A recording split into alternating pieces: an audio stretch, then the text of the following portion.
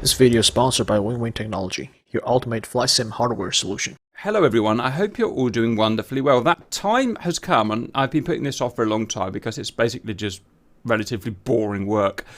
To test all of the fast jets, so the supersonics or near supersonics, and find out their minimum radius turn radius or radii. So how tightly can these aircraft turn? We've done just about everything else. We've done turn rate, roll rate, accelerations, speeds, altitudes, and so on. But minimum radius turn, I've now begun to understand, is much more important in a dogfight or an ACM than I realised it was. I used to think it was all about turn rate, and turn rate is very important. But now we've been doing our ACM series and looking at guys who really know their ACM stuff. Minimum radius turn is extremely important in ACM, and so it's time for us to do this.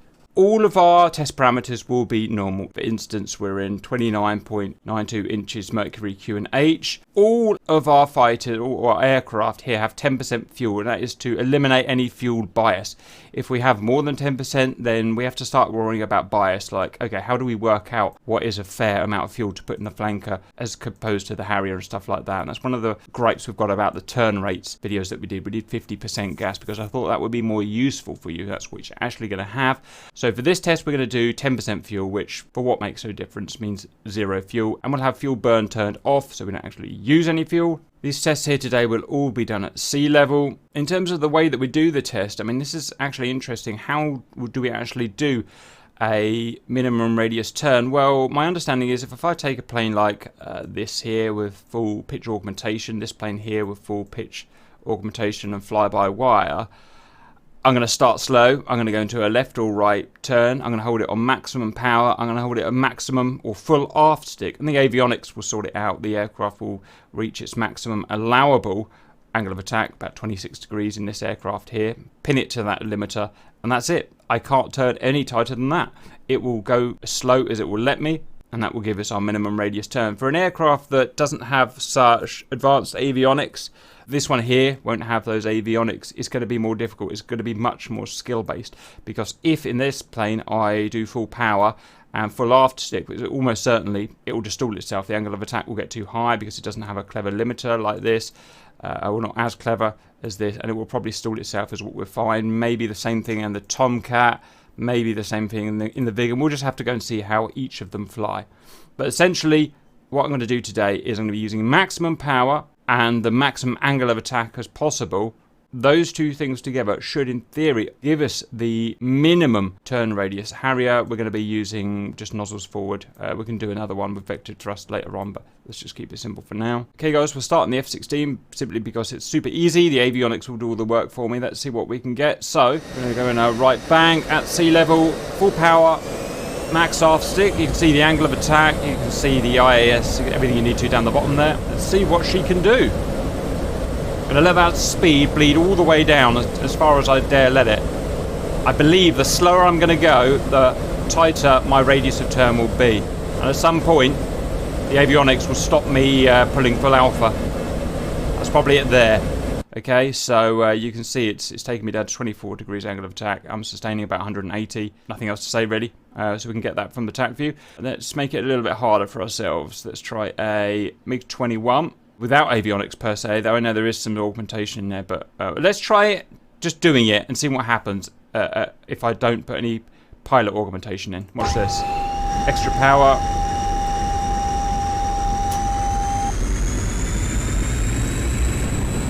Right, watch this full angle of attack. You see what's happening there?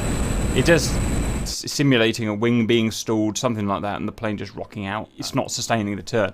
This needs to be, the minimum radius needs to be a sustained minimum radius. So I'm going to have to augment myself here. So let's just see the best I can do. I've got to get it right on the edge of where the wing is starting to lose grip with the air and starting to stall, which is, if I can get it even back, here we go.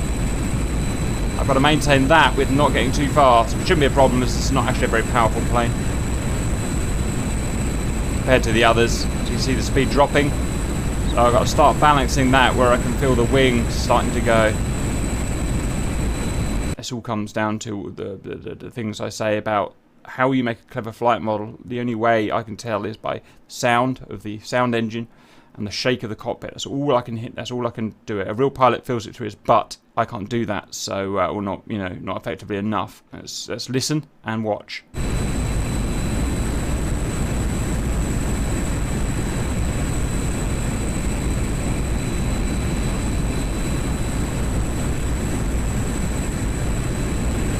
That was it there. So we can see we were on our, I'm pretty sure we were on our minimum radius of turn at full power just before the wings left there, and that should be obvious enough to use that from TAC view. So we'll let that release. Harrier is almost certainly going to be problematic, so let's go for that. It's probably going to stall its wing again. Nozzles are going to go forward. They are full power. I won't put my water on because I don't think you'd probably ever do that in combat. Right, here we go. Probably not going to be able to get anywhere near full half stick for this thing. Actually got plenty of power, but I imagine the wing will just drop again. Actually quite impressive. It's going, it's going, it's going, it's going. Go back on it. Ah, it's gone. So around about 190 knots. I wasn't doing full half stick, but I was doing as much as I could without the wing going, and I don't think we're going to get realistically any tighter than that. You know, something that would actually be useful in ACM. So I think we'll leave it there. Did we do the Vigan? No, we didn't do the Vigan. This will almost certainly be troublesome. No fly-by-wire. It's got some pretty decent augmentation, but it'll probably let us stall the plane. F16 won't let us actually stall the plane, which is really interesting. I'm going to go stage 3 full power. See what we can achieve. I'll probably just stall the wing like the MiG. Not particularly a great amount of power here. Actually struggling to sustain this slow. No.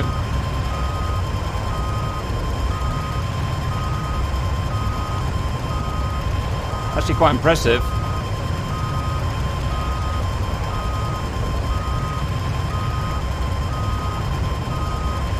Yeah, okay, how about that? It's fully augmented itself. What I've done is I've put full stick here. Without the augmentation, the plane would just, you know, spin and flip around, immediately flip around, and we'd die. But the augmentation is stopping me putting enough input into those elevators, elevons, whatever they're called, I've forgotten. And it's keeping me from dying, and this is going to be our minimum here. The engine started going, so I'm happy with that. By no means is that the quickest way to turn round. Minimum radius turn is not the quickest way to do the turn. That's sustained turn rate. This is the way of doing the tightest circle, not the fastest circle, which does have its uses for getting your nose inside a bandit and whatever. So it is important to do, like we said. So F14 almost certainly is going to be problematic. Yes, it's augmented, but it lets me do more or less what I want in the F14, as you're probably about to find out. And that thing will almost certainly be stalling the wing. Personally, I think these wings stall a little bit too easy. Oh, I don't know. Bingo fuel. Right, we're going to be using manoeuvre flaps to their maximum extent, because that's what I would do in a realistic dogfight. So that's manoeuvre flaps 20 degrees or whatever that is. We'll not be using full flaps because we'll just almost certainly break the plane, and they've changed things now so that we can break the flaps. It's not something we'd do in a dogfight anymore, so I need to update various other videos. But anyway, let's get on with it. Let's watch what happens when I try and full power and full aft sig. This is a Bravo model, by the way. No particular interest in doing the Alpha.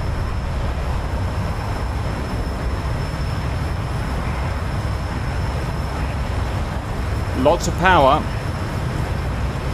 Almost certain our angle of attack is going to become unsustainable. There it is, and the wing's gone. Or, you know, it's okay. So we're going to have to self-augment, which is fine. A bit like the MiG. And when I say self-augment, what I mean is I'm trying to get to the maximum angle of attack I can without the wing stalling, right? These wings will just stall at a certain angle of attack for whatever reason, I don't know why. I'm just going to come off the power just to get into the groove of it a bit better. About 20. It looks like it's about 20 degrees angle of attack. Oh, this is going to be hard. This plane is not easy to fly. Come on. Right.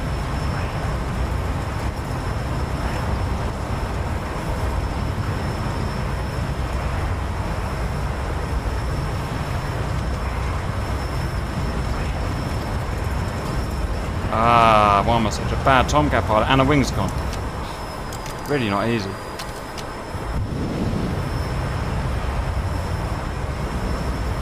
It gets 20 degrees angle of attack and it just goes. No, sink rate is too high. Okay, fine, let's try again. Can't actually do that one again, I've just realised in this thing, so I'll have to come back and do the F14 afterwards. F15, easy as anything, full power, full aft stick. Bingo, fuel. Avionics will do the rest. Does that work like that in real Bingo, life? Don't know. fuel. Not the foggiest.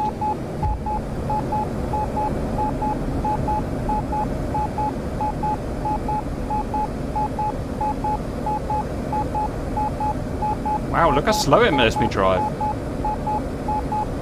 didn't realise it would let me go that slow. This has let me... Wow, what a beast. It shows how much I underrate this plane. It's allowing me to get up to 32, 33 degrees angle of attack. That's Hornet angle of attack. No wonder I've been getting thrashed in these lately at 150 knots. I mean, the turn radius on this thing is out that angle of attack. It's going to be absolutely titchy, especially with the power to weight ratio. It's going to be slinging it around that corner. Completely underestimated how good this could do. Again, can I do that in real life? Absolutely no idea, but in game, that's pretty impressive. It's even controllable, perfectly controllable. Night and day from the Tomcat. It's doing it all for me. I'm putting no input in here at all, as you can see. I'm not doing anything. Apart from full aft stick.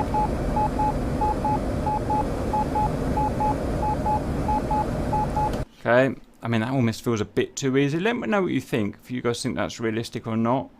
I'm not saying it's not, it just seems so easy.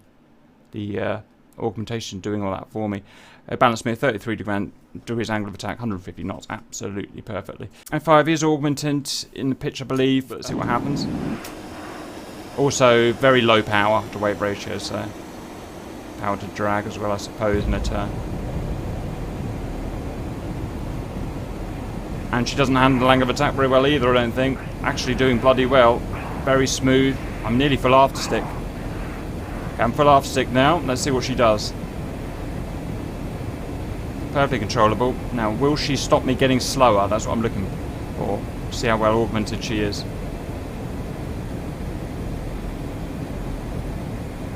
It's pretty good.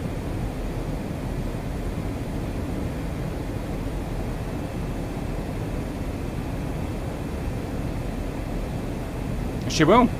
Wow, look at that. Again, is that realistic? I don't know. It's a full high fidelity model, so I'd assume it is. It's changing my angle of attack so that it stops me going any slower than 208 knots. I really wouldn't have expected that to do that. F-18, this is a really interesting piece of kit, the F-18. Probably one of the most, I mean, I'm not the biggest fan of the F-18, one of the most impressive pieces of avionics, maybe even in history, and that it was going to allow us, a bit like the F-15, a whopping great angle of attack, which is useful in a dogfight, really useful, but it will also keep us completely safe.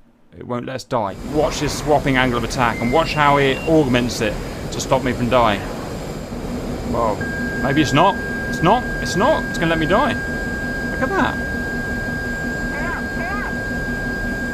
I mean, it's not augmented much. One of the great things about the Hornet, and one of the things why people like the Hornet so much, is you are allowed so much freedom over the nose and your angle of attack, which obviously is pretty much your most important thing in a dogfight. Is, you know, where you can put your nose on things. F-16 won't let you go more than about 26 degrees. You a massive restriction in the F-16. This, it's going to let you put the nose on. It's just how this particular plane was built and designed for reasons that I don't know. However, it will let you kill yourself by the looks of things. It will not reduce your angle of attack like some other planes that we saw, so that your speed can gain again. It's going to let you kill yourself if you want to. So we're going to have to self-augment. Something I really didn't expect to see here. But it's cool though. In my world, you should be able to kill yourself in a fighter plane to get the absolute peak performance and missile shot. Blah blah blah blah blah. Anyway, let's see what happens if we unpause now. Yeah, I'm dead. Oh look, I'm invincible. No, I'm not. Right, we'll have to do the Hornet later as well. My Jeff should fully augment, fully fly by wire. I don't really see much problem with it. We're going to go on full power. Off we go. I should say, there are some of these aircraft where you can override the pitch augmentation limitation to an extent. F-16, you've got a little button down here you can press to get extra angle of attack. However, it's not for dogfight. Even when they implement it, it's not for dogfighting use. I doubt people will be dogfighting it with it, we'll see. This has got something similar. Right, this should just do exactly the same as the F-16 as far as I'm aware, except the alpha limiters maybe set slightly differently. Yep. Looks like she's augmenting me to about 160 knots. Angle of attack. Maybe a bit less. Angle We're on the of attack. bouncing off the limiter at 26 degrees angle of attack Angle here. of attack. Bingo. Bingo. See what she Angle does as of we go attack. further. Okay, she's limited me to 142 knots there, so we've got our minimum radius turn there with full power. That was easy. I actually don't know what to expect from the Mirage. I've got some problems with this module in DCS, and I'm going to go and talk to a Mirage pilot to see how realistic we think it is. It's very, very likely that I'm wrong, but I'd like to go and talk to the pilot and get some more information. Anyway, let's carry on.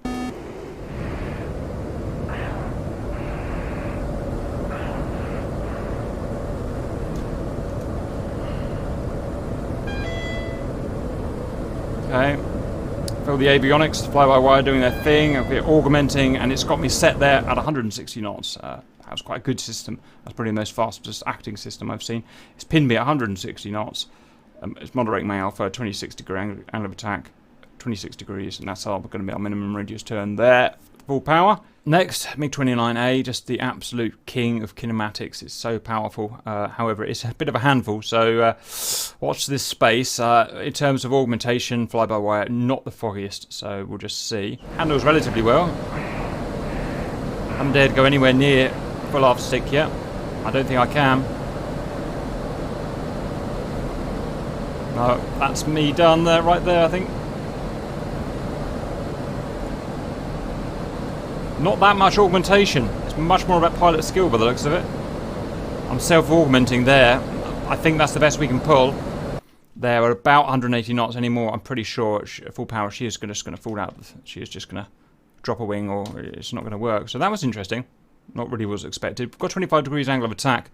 So pretty much equaling the F-16 there in terms of its maximum performance, in terms of minimum radius turn, how tight it can turn. Very interesting. Right, let's go and try a flanker. No idea what to expect. I have not got extra range on the stick. I don't need it. I can't get anywhere near the edge parameters of the stick, so there's no point worrying about extra range of the stick. Out of interest, let's just see what happens if I do go full aft. It's still most certainly going to stall, but...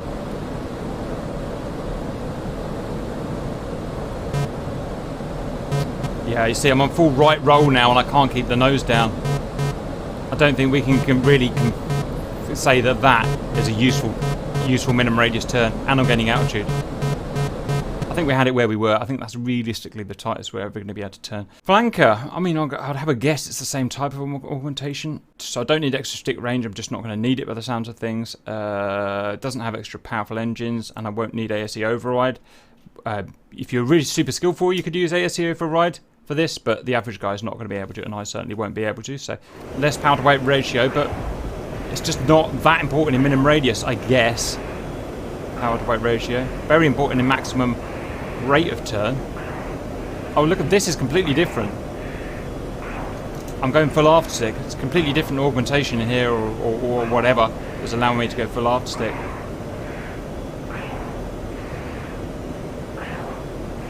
What we can do, just to make sure in this case then, is that we can use our extra range. Now it's this one here, stick deflection limiter overrides, Yankee for me, so go, Yankee, extra stick.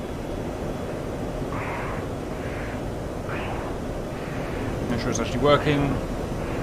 Appears to be working. And that just has the same, it's the augmentation that's limiting it, not anything else. Maintain 240 knots. I don't know why it says... It's pretty puny. The augmentation in this plane is so frustrating. It's so safe. 18 degrees angle of attack. I know a flanker can do more than that at 240 knots. It's terrible, terrible tightness of turn, but I can't do anything about it. The only thing I've got to really... And I've got the stick limiter off. The only thing I can do is add the ASA override, but then I need pilot skill. I mean, watch what happens when I try and do that. You ready? It's just gonna, you need to self-moderate perfectly, so there it is. And I've stalled it. I've stalled it. That's no good. So really unimpressive, that there, and I don't see an obvious way around it. So for the sea flanker, we've got the stick delimiter and special afterburner mode, both of which we'll use. So stick delimiter, special afterburner mode, done. That's the best we can get this. I don't expect it to be very good. Though, although it does have a, it's got a big lifting surface, so we never know. You never know. Probably just be the same as the flanker. Minimum radius. It's better. It's better. It's much, much better.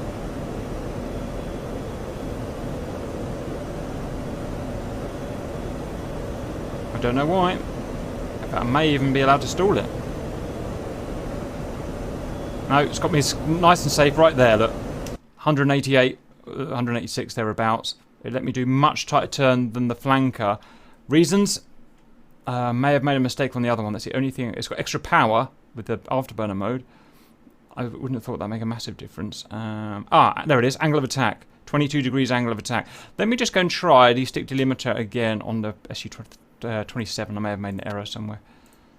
How I applied it. SU-27. Fuel, I'm going to try that again. 1800. So, definite stick delimiter. Okay. No, it just won't not let me turn. Okay, so that's really interesting. So we've stick delimiter on both of them, but this one without the extra power. It's not a power problem. I can guarantee that. It's the augmentation of its limiter of the angle of attack. For some reason, I'm only allowed up to 17, 18 degrees angle of attack in the Alpha model. In the Delta or in the SU-33, it allows me up to 22 degrees angle of attack, which is a huge difference. Like, it's not authority. You've got more surface than you can possibly need in terms of stabs at the back. It's all about the brain of the machine just not letting me. Very interesting, very important as well. Something I just never thought about. Okay, I'm going to go and redo the Hornet and the F-14. I'll do it off camera because it's going to take me a while to get my own augmentation in there, and then we'll go and review the results. We're in TAC view now, which is where we're going to get the data from. We're going to work to the nearest, say, 50 feet. There's no point of splitting hairs. So we look at the first plane in F-16. All we're going to do is just work its way through. And we know, due to the way that I did it, the best radius of turn, the tightest radius of turn is going to be at the end. So we just watch it through, do some basic statistics in our head, find the nearest 50 degree. Okay, so it stopped there. So we were maintaining about 1250 there before finally we decided, okay, we're not going to go around anymore. 1250 is, we're looking there by the way, is the turn radius, minimum turn radius of the F-16 in feet at the parameters that we set. The others I'll do off camera just to save time. Welcome to the data. If you're anything like me, then you will be turned on by excellent data like this. So here we are. Here is the sustained turn rate of the guys. Here is the maximum sustained angle of attack in a turn, both very important. And here is the newly added max sustained minimum radius turn with 10% gas and ISA environment. Airframe, radius of turn, calibrated airspeed. Take calibrated airspeed with a bit of a pinch of salt. It won't add up with what you were seeing in DCS because the way it measures airspeed in TAC view geometrically is going to be different via the pitot tube in DCS, but it's going to give you a proportional idea, should we say. The radius here will be perfect within 50 feet. I couldn't really be bothered to go any more accurate. I don't think we need to for what we're doing here. Result at the very top is the Legacy Hornet. I just wouldn't have thought it would have been that. I don't know why. I didn't know what to expect, if I'm honest. I would have thought the flanker or something with whopping great wings would be better. But it was this. And it was this because it could fly slow enough. And it could fly slow enough because it could fly up with a high enough angle of attack. And it could do that because it's got almost no limit, not completely no limit, but almost no limit of the angle of attack. As we talked about, it just doesn't delimit the angle of attack. I can fly around at 50 degrees angle of attack, 130 knots, or all the way down to 70 if I wanted, but it becomes uncontrollable at that point. So I figured this is what the slowest you'd ever want to do in an actual fight, about 130 casts, whatever the PO said. And you can get a 750 feet radius, which is simply amazing. Ready? Next, F-15. No joke, I thought this would probably be second to last with the MiG-21 in the last place. It's actually very good. 800 feet, amazingly impressive, and that's something I've learned today, and a lot of you have probably learned as well, and that is simply because that we had a lot of authority in terms of angle of attack. The augmentation avionics would allow me to ride that thing at 33, 34 degrees angle of attack, plus its powerful engines means that I'm going to allow it to fly slow, 145 knots, or about 30 on the pitot, and therefore I could do 800 feet radius turn, which is just simply amazing. So in a dogfight, that can become extremely useful for getting inside of the aggressor. Really useful stuff there. JF-17, 800 feet, same as the F-15. Now, the thing that bugs me a little bit about that is that, unlike the F-15, it couldn't do a massive angle of attack. It was limited to 26, as was the Mirage 2000. Yet still, it can do an amazing turn radius. So let me know your thoughts on that. Weight of aircraft might play a difference. And it might simply be that this is, and that are probably the lightest airframes. No, not quite. But in terms of high performance, they're probably the lightest airframe. So let me know what you think about that. Another trend you've probably already spotted is the proportionality between radius of turn and the airspeed that we do. Now, it's not perfect proportional, as you can see. Like, we've got differences there and differences there, for instance. But it's a pretty good rate, a pretty good idea. You know, if you're going to fly half the speed, it's pretty much going to be half the radius of turn. So that's something important to take away from this. We then skip a couple of hundred feet, so we're getting into the bigger radii of turn now, the MiG-29A, which is always impressive, whatever it does. 155 knots. Angle of attack, I've actually forgotten, but it's all there in the video if you want to go and rewatch it. Everything is there. Vegan, really impressive. Spark was doing an amazing job at keeping me from killing myself at 1,050 feet, 160 knots. Why did it do so well? I don't know. I can't answer you that. Really, we need you guys, the more smarter guys, to analyse this and tell me the reasons why some of these planes are better than others.